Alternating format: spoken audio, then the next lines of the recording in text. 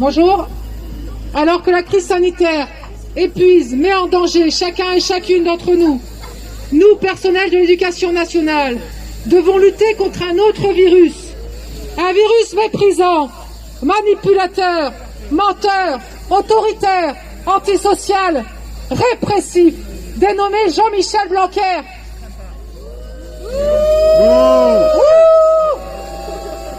Ce ministre zélé, méprisant, n'a de cesse de nous mépriser, les personnels, mais aussi toute la jeunesse.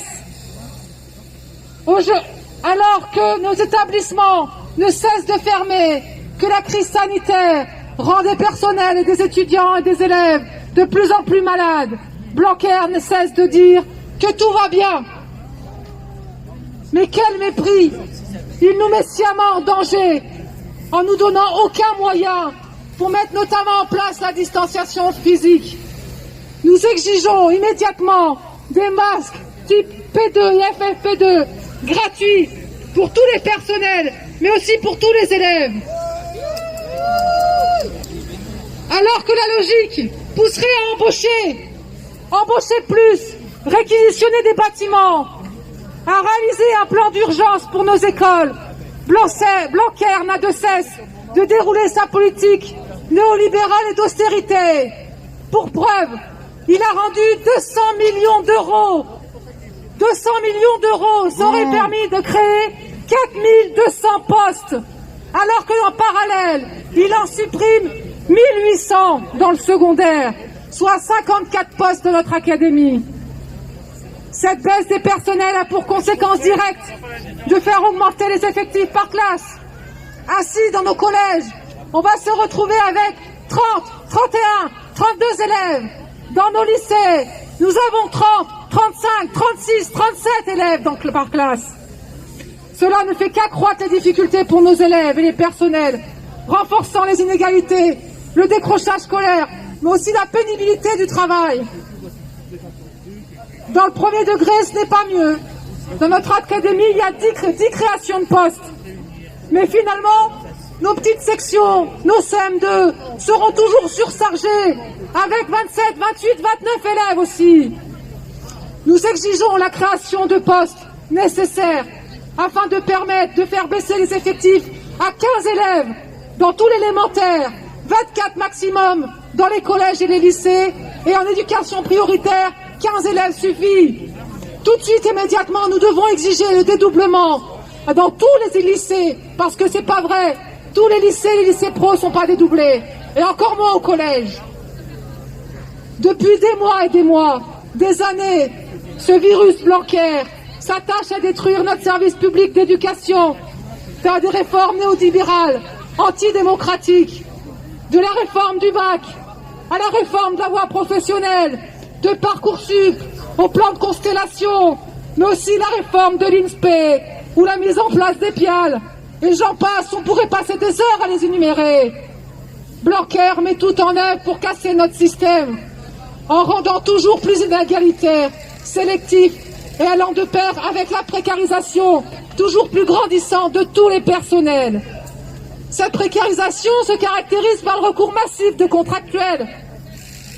Ces personnels jetables et utilisables à souhait sont des variables d'ajustement afin de combler les manques. La précarité, c'est aussi et avant tout les AED, les AESH, tous les agents administratifs de laboratoire, etc., qui la subissent de plein fouet. Ils sont soumis à des pressions, à des emplois du temps à la carte. Ils sont utilisés pour des missions qui ne sont pas les leurs. Et surtout, ils sont sous-payés et méprisés. Ces personnels, pourtant indispensables, sont mis à l'écart des postes statutaires et envoyés en première ligne, notamment dans ce temps de Covid. Nous exigeons ainsi la titularisation de tous et tous les contractuels, sans condition de concours ni de nationalité, mais aussi pour les AED et les AESH. Nous exigeons des hausses immédiates de salaire, 400 € immédiates pour tous et toutes. C'est pas cher donné par rapport aux 15 000 € donnés aux recteurs ou à la prime de 5 000 € donnée à nos chefs d'établissement. Nous exigeons aussi la démission de Jean-Michel Blanquer, qui, bien plus que ses prédécesseurs, méprise nos professions et use de pratiques totalitaires et autoritaires de son pouvoir en systématisant et en mettant au pas tous les personnels et les élèves ayant recours à une répression sans limite. On pense aux jeunes qui ont été mis à genoux à Mantes-la-Jolie, qui ont été humiliés, mais aussi tabassés dans d'autres mobilisations. On pense aussi à nos collègues de Mel dans l'académie de Poitiers, mais aussi à Cahors, à Montauban, à Clermont-Ferrand surtout, parce que nos collègues qui sont mobilisés contre les E3C l'an dernier, les poursuites judiciaires sont encore comme une épée de Damoclès sur leur tête. Donc nous demandons la fin immédiate de toutes les sanctions et de toutes les répressions envers les personnels et nos élèves. Un mot d'ordre, Blanquer, démission. Ouais. Aujourd'hui, nous sommes un peu plus d'1 millier dans les rues de Clermont-Ferrand. Nous serons beaucoup plus nombreux au niveau national. C'est une réussite, mais c'est qu'un premier pas. C'est pas par une seule mobilisation que nous allons faire plier ce ministre et ce gouvernement antisocial et conquérant. Une nouvelle mobilisation interprofessionnelle a lieu le 4 février. J'invite tous les personnels de l'éducation nationale à s'y associer, car tous ensemble, nous avons le même combat. Le combat d'une société plus juste, qui défend ses services publics, qui défend ses travailleurs et ses travailleuses. Nous ne voulons pas une société basée sur le grand capital, sur les dividendes des actionnaires, mais une société basée sur l'humain et la solidarité.